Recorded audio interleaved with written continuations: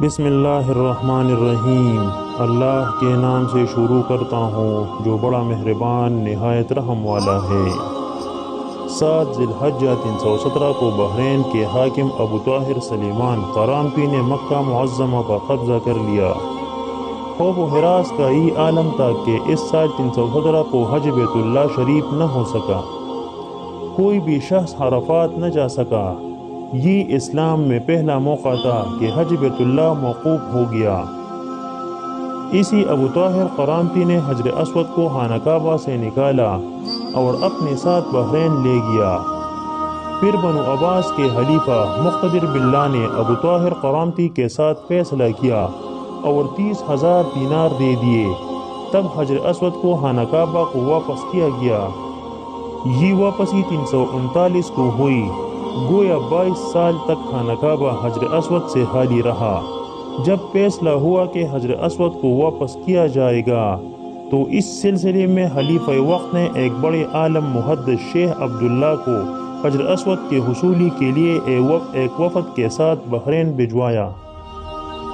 یہ واقعہ علامہ سیوطی کی روایت سے اس طرح نقل کیا گیا ہے کہ جب شیخ عبداللہ بحرین پہنچ گئے تو بحرین کے حاکم نے ایک تقریب کا اہتمام کیا جس میں حجر اسود کو ان کے حوالہ کیا جائے گا، تو ان کے لیے ایک پتھر خوشبودار خوبصورت علاق میں سے نکالا گیا کہ یہ حجر اسود ہے، اسے لے جائیں۔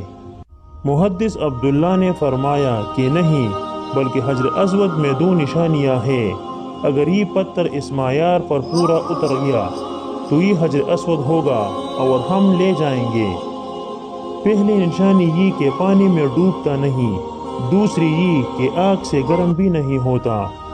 اب اس پتھر کو جب پانی میں ڈالا گیا تو وہ ڈوب گیا، پھر آگ میں سے ڈالا تو سخت گرم ہو گیا یہاں تک کہ پھٹ گیا۔ فرمایا یہ ہمارا حجر اسود نہیں۔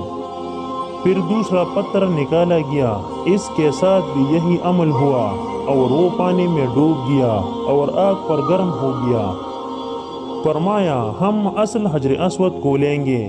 پھر اصل حجر اسود کو لایا گیا اور آگ میں ڈالا گیا تو ٹھنڈا نکلا، پھر پانی میں ڈالا گیا، وہ پھول کی طرح پانی کے اوپر تیرنے لگا۔ تو محدث عبداللہ نے فرمایا یہی ہمارا حجر اسود ہے اور یہی خانہ کعبہ کی زینت ہے اور یہی جنت والا پتھر ہے۔ اس وقت ابو طاہر قرامطی نے تعجب کیا اور کہا یہ باتیں آپ کو کہاں سے ملی ہے؟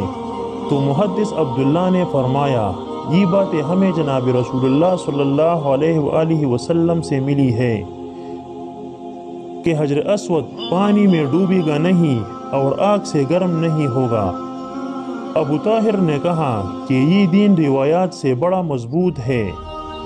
جب حجر اسود مسلمانوں کو مل گیا تو اسے ایک کمزور اونٹنی کے اوپر لا دیا گیا جس نے تیز رفتاری کے ساتھ اسے خانہ کعبہ تک پہنچایا۔